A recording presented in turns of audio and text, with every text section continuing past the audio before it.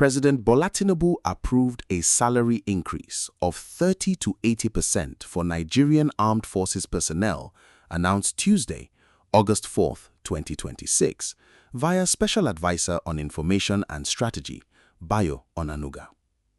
Effective date, September 1, 2026. Beneficiaries, approximately 250,000 personnel across Army, Navy, Air Force. Structure. The increase is inverse to rank. Junior ranks get the largest raise. Private to Staff Sergeant plus 80%. Colonel to Warrant Officer plus 50%. Above Colonel, Brigadier General to General plus 30%. Annual Armed Forces wage bill rises from 660 billion naira to 924 billion naira plus 264 billion naira. A private in the Nigerian Army just got an 80% pay raise. A general got 30%. That's not generosity, that's arithmetic. While everyone's talking about the headline number, nobody's asking why Tinubu structured it this way. Biggest raise at the bottom, smallest at the top. What does that tell you about who this government is actually trying to keep loyal? Stick with me. Before we go further, if you're new here, this channel exists for one reason: to give Nigerians and everyone watching from abroad the political analysis the mainstream stations won't slow down enough to give you. Hit subscribe and stay with me. This gets deeper. What was announced? 30 to 80% raise, 660 billion naira to 924 billion naira annual wage bill effective September 1, 2026, approximately 250,000 personnel covered. Who announced it? The presidency via Special Advisor Bayo Onanuga, framed around troop welfare amid banditry, kidnapping and insurgency operations. Why it's surfacing now? A defense minister had signaled this was coming in July. This is the formal codification, not a sudden reversal. Land this precisely, don't imply a sudden pivot. Brief historical anchor. The last comparable public sector-wide pay move was the 25 to 35% increase for civil servants and police effective January 2024. Use this as your first comparison point, not your only one. Pattern interrupt. Note that the reported entry-level monthly figure discussed in July, roughly 49,000 naira, rising to 100,000 naira, sounds transformative in percentage terms, but is a modest sum against Nigeria's cost of living reality. Percentage framing and lived experience framing are both true at once. Sit in that tension rather than resolving it yet. Which institutions are actually involved? The Presidency, Approval Authority, the National Salaries, Incomes and Wages Commission, the body that has historically administered public sector pay structures, the National Assembly, budgetary oversight, since this raise lands inside an already passed 3.16 trillion naira 2026 defense budget, and service chiefs, implementation. Constitutional or legal framework. The presidential authority over the armed forces as commander-in-chief under the 1999 Constitution. Budget execution sits within the appropriated defense envelope rather than requiring new legislation, since it's a recurrent expenditure reallocation, not new capital spending.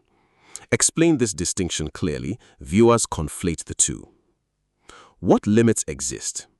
The raise must be absorbed within or as a supplement to an already passed budget that assumes a deficit near 41% of total expenditure. So ask plainly what trade-off, if any, this creates elsewhere in the recurrent budget. Don't assert an answer reporting hasn't given you. Where the ambiguity sits.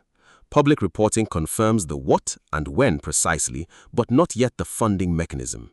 Is this absorbed within existing defense allocations, financed by new borrowing, or reallocated from another line? Name this as the open question professional reporting hasn't yet answered, and tell viewers you'll flag it if it surfaces later. Who benefits? Rank and file soldiers most immediately.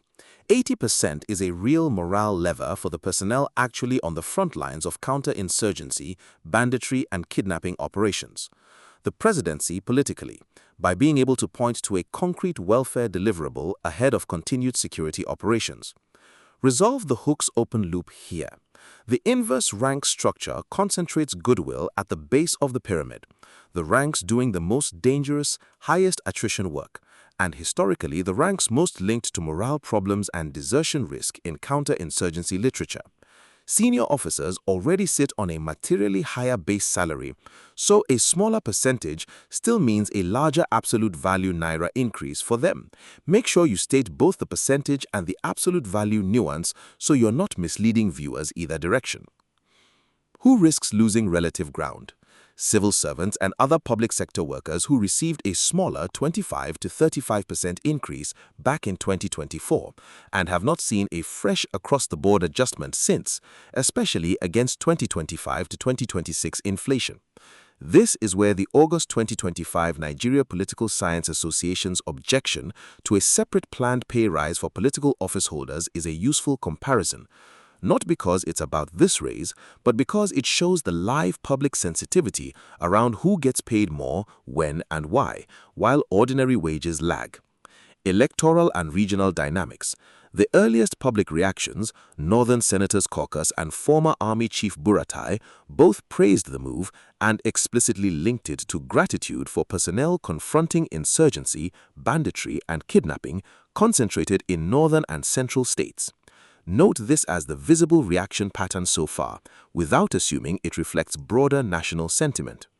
Silent stakeholders, organized labor and public sector unions who have separately pushed for larger minimum wage increases. Junior civil servants and ASU academics who, according to reporting, remain well below what similar seniority levels earn elsewhere in government. Point out that this raise doesn't exist in isolation. It lands inside a record 3.16 trillion naira defense budget that independent analysis says loses roughly 8.5% of its real value to inflation before a naira is spent. A record number and a shrinking real budget can both be true simultaneously. That's the fiscal tension underneath this welfare announcement. The federal-state balance. Most acute insecurity, banditry, kidnapping, insurgency, is concentrated in specific states: Northeast, Northwest, North Central, parts of the Southeast per 2026 budget documentation. A federally funded raise for the personnel deployed there is in effect a federal welfare transfer into state-level security outcomes state governments can't independently fund. Economic consequences. 264 billion naira in new annual recurrent spending inside a national budget already running a 23.85 trillion naira deficit, about 41% of total expenditure, and a public debt load near 159.28 trillion naira, with debt servicing alone consuming about 43% of expected revenue. State plainly, this raise is fiscally small relative to those totals, but it adds to a recurrent expenditure base that is already structurally larger than capital investment. Explain why that recurrent versus capital balance matters for long-term growth. Inter-party, intergroup relations. Watch for whether opposition figures or civil society economists frame this as prudent troop investment versus premature spending amid deficit pressure. As of now, that debate hasn't visibly surfaced around this specific announcement, so say so honestly rather than manufacturing a fight. Security implications.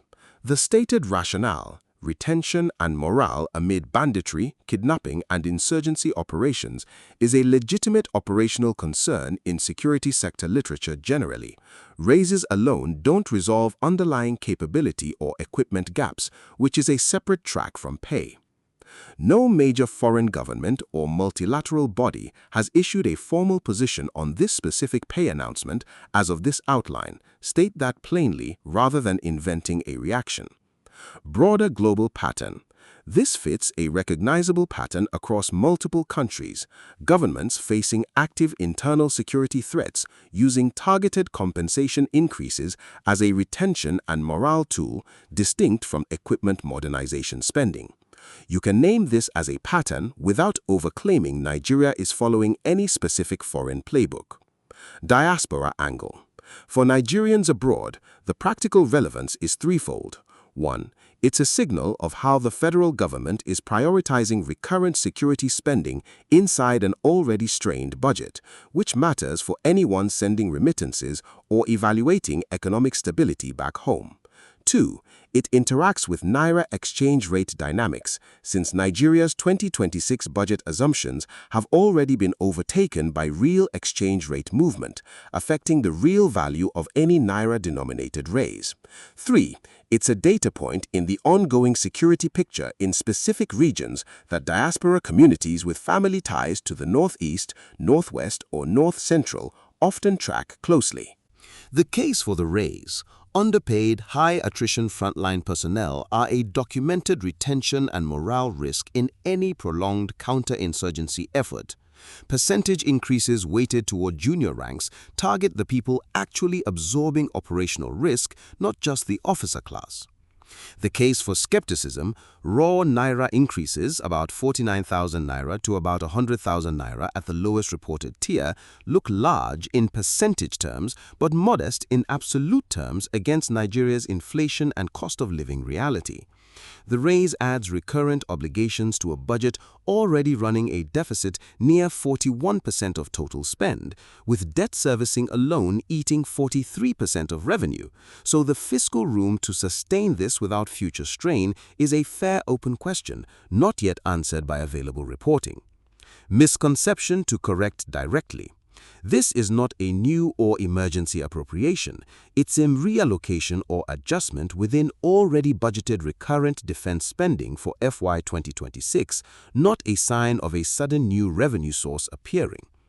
The single fact that should anchor viewer takeaway: a government running a near 41% of spend deficit still chose recurrent personnel welfare over other competing claims on that same tight fiscal space. That choice, not the raise's existence, is the real strategic signal. For Nigeria specifically, the strategic read is that troop retention and morale in active counterinsurgency zones is being treated as a higher near-term priority than fiscal tightening, a legitimate governing choice but one that narrows the room available for other recurrent commitments: civil service pay parity, subsidy-adjacent relief, capital projects, without new revenue. Possible next moves: watch for whether the National Salaries, Incomes and Wages Commission or National Assembly signal a parallel adjustment for police, civil servants or public sector pensioners. Historically, military and police raises have preceded broader public sector moves, as in 2024. What to watch for: the funding mechanism question from Section 3. Does the September 1 rollout stay inside existing defense allocations, or does it show up as new borrowing or a supplementary appropriation request later in 2026? Signals that would confirm this is part of a larger pattern rather than an isolated welfare gesture: further security sector pay adjustments, police, paramilitary, explicit National Assembly debate tying this to the 2026 defense budget, any formal opposition or civil society pushback that hasn't yet materialized as of this recording. Long-term political impact: if retention and morale genuinely improve in the highest-risk operational theaters, this becomes a low-cost, high-visibility governing win. If inflation erodes the raise's real value within a year, as it has already partly eroded the nominal defense budget increase, expect renewed public skepticism, echoing the reaction to the July 49,000 Naira to 100,000 Naira figure. If this analysis gave you clarity, share it with one person who needs to understand what's really happening. Like, subscribe, and I'll see you in the next one.